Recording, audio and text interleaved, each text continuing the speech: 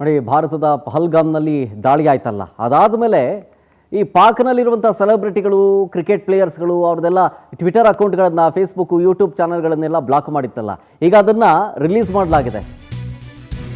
Block ಮಾಡಿದ್ದಂಥ ಅಕೌಂಟ್ಗಳು ಈಗ ಮತ್ತೆ ಓಪನ್ನು, ಮತ್ತೆ ಕಳ್ಳಾಟ ಶುರುವಾಗಿದೆ.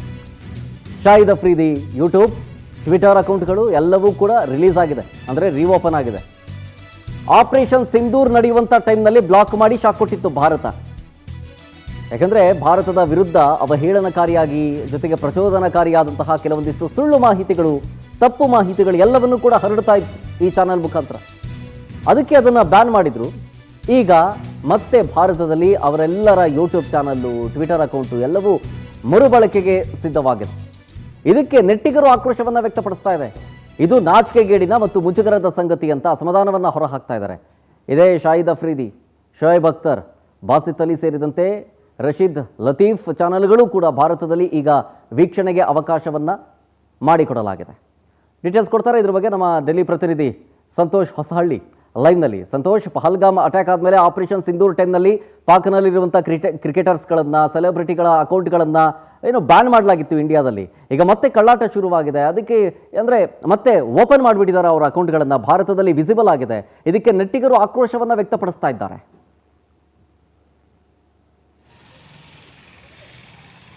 ಖಂಡಿತ ಶರತ್, ಮುಖ್ಯವಾಗಿ ಏಪ್ರಿಲ್ನಲ್ಲಿ ನಡೆದಂತಹ ಪಹಲ್ಗಾಮ್ ದಾಳಿಯ ಸಮಯದಲ್ಲಿ ಪಾಕಿಸ್ತಾನತ್ತು ಭಾರತದ ಬಹುತೇಕ ಸೋಷಿಯಲ್ ಮೀಡಿಯಾದ ಈ ಒಂದು ಖಾತೆಗಳೇನಿತ್ತು, ಅದರಲ್ಲೂ ಕೂಡ VVIP ಯೂಟ್ಯೂಬರ್ಸ್ಗಳೇನಿದ್ರು ಅವರೆಲ್ಲರ ಖಾತೆಗಳನ್ನು ಸಂಪೂರ್ಣವಾಗಿ ಭಾರತ ಬ್ಯಾನ್ ಮಾಡಬೇಕು ಅನ್ನುವಂಥ ನಿರ್ಧಾರವನ್ನು ಕೇಂದ್ರ ಗೃಹ ಇಲಾಖೆ ತೆಗೆದುಕೊಂಡಿತ್ತು. ಅದಕ್ಕೆ ತಕ್ಕಂತೆ ಮುಖ್ಯವಾಗಿ ಪಾಕಿಸ್ತಾನ ತನ್ನ ಅಲ್ಲಿರುವಂತಹ VVIP ಸೋಷಿಯಲ್ ಮೀಡಿಯಾಗಳೇನಿತ್ತು, ಅದರಲ್ಲೂ ಕೂಡ ಯೂಟ್ಯೂಬ್ ಅವರ ಖಾತೆಗಳೇನಿತ್ತು ಅದೆಲ್ಲವನ್ನು ಕೂಡ ಸಂಪೂರ್ಣವಾಗಿ ಬ್ಯಾನ್ ಮಾಡುವಂತಹ ಕ್ರಮವನ್ನು ತೆಗೆದುಕೊಂಡಿತ್ತು. ಅದರಲ್ಲೂ ಮುಖ್ಯವಾಗಿ ಪಾಕಿಸ್ತಾನದಲ್ಲೇ ಇದ್ದುಕೊಂಡು ಭಾರತದ ವಿರುದ್ಧ ಭಾರತದ ಕೆಲವೊಂದಿಷ್ಟು ದಾಳಿಗಳನ್ನು ಅಪಹಾಸ್ಯ ಮಾಡುವಂಥದ್ದು, ಜೊತೆಗೆ ಅವಹೇಳನ ಹೇಳಿಕೆಗಳನ್ನು ಕೊಡುವಂಥದ್ದು ಆ ಯೂಟ್ಯೂಬರ್ಗಳಿಂದ ಆಗ್ತಿತ್ತು. ಅದರಲ್ಲೂ ಕೂಡ ಮುಖ್ಯವಾಗಿ ಕ್ರಿಕೆಟಿಗರು ಅತಿ ಹೆಚ್ಚಿನ ಒಂದು ಖಾತೆಗಳನ್ನು ಭಾರತದಲ್ಲಿ ಕೂಡ ಫಾಲೋ ಮಾಡುವಂಥದ್ದು, ಅತಿ ಹೆಚ್ಚಾಗಿ ಭಾರತದಲ್ಲಿ ಬಳಕೆ ಕೂಡ ಮಾಡಲಾಗ್ತಾ ಇತ್ತು.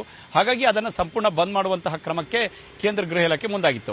ಆದರೆ ಕೇವಲ 2-3 ತಿಂಗಳಲ್ಲಿ ಈಗ ಮತ್ತೆ ಕೇಂದ್ರ ಗೃಹ ಇಲಾಖೆ ಅದಕ್ಕೆ ಮುಕ್ತ ಅವಕಾಶವನ್ನು ಕೊಡುವಂತಹ ಪ್ರಯತ್ನವನ್ನು ಮಾಡಿರುವಂಥದ್ದು. ಹಾಗಾಗಿ ಸಹಜವಾಗಿ ಭಾರತದಲ್ಲಿ ಇರುವಂತಹ ಕೆಲವೊಂದಿಷ್ಟು ಪ್ರಖ್ಯಾತ ಯೂಟ್ಯೂಬರ್ಸ್ಗಳೇನಿದ್ದಾರೆ ಈ ರೀತಿಯಾದಂತಹ ನಡೆಯನ್ನ ಕೇಂದ್ರ ಗೃಹ ಇಲಾಖೆ ತೆಗೆದುಕೊಂಡಿರುವಂಥದ್ದು ಸರಿಯಲ್ಲ. ಜೊತೆಗೆ ತಮಗೆ ಮನ ಬಂದಂತೆ, ಅದರಲ್ಲೂ ಮುಖ್ಯವಾಗಿ ಭಾರತದ ವಿರುದ್ಧ ಅವರು ಅವಹೇಳನ ಹೇಳಿಕೆಗಳನ್ನು ಕೊಡ್ತಾ ಇದ್ರು. ಜೊತೆಗೆ ಫೇಮಸ್ ಕ್ರಿಕೆಟಿಗರಾಗಿದ್ರು, ರಶೀದ್ ಅಲಿ ಇರ್ಬೋದು, ಜೊತೆಗೆ ಶೋಯಬ್ ಅಖ್ತರ್, ಹೀಗೆ ಹಲವು, ರಶೀದ್ ಖಾನ್, ಹೀಗೆ ಹಲವು ಜನ ಪ್ರಮುಖ ಕ್ರಿಕೆಟರ್ಸ್ಗಳು ಅವರ ಯೂಟ್ಯೂಬರ್ಸ್ ಖಾತೆಗಳನ್ನು ಬ್ಯಾನ್ ಮಾಡಲಾಗಿತ್ತು. ಈಗ ಮತ್ತೆ ಅದೆಲ್ಲದಕ್ಕೂ ಕೂಡ ಅವಕಾಶ ಕೊಡುವಂಥದ್ದು.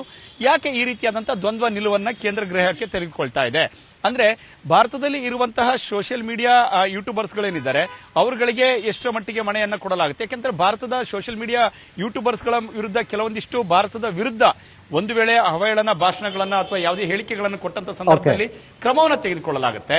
ಅದೇ ಭಾರತದ ವಿರುದ್ಧ ಪಾಕಿಸ್ತಾನದ ಯೂಟ್ಯೂಬರ್ಸ್ಗಳು ಕೊಡುವಂತಹ ಹೇಳಿಕೆಗಳಿಗೆ ಯಾವುದೇ ರೀತಿಯಾದಂತಹ ಒಂದು ಕ್ರಮ ಇಲ್ಲ. ಜೊತೆಗೆ ಅದಕ್ಕೆ ಹೆಚ್ಚಿನ ಮನ್ನಣೆ, ಆದ್ಯತೆಯನ್ನು ಕೊಡುವಂತಹ ಕ್ರಮಕ್ಕೆ ಭಾರತದ ಯೂಟ್ಯೂಬರ್ಸ್ಗಳು ಇದೀಗ ಆಕ್ರೋಶವನ್ನ ವ್ಯಕ್ತಪಡಿಸ್ತಿರುವಂತದನ್ನು ಗಮನಿಸಬೇಕಾಗುತ್ತೆ. Yes, thank you Santosh ಡೀಟೇಲ್ಸ್ಗಾಗಿ.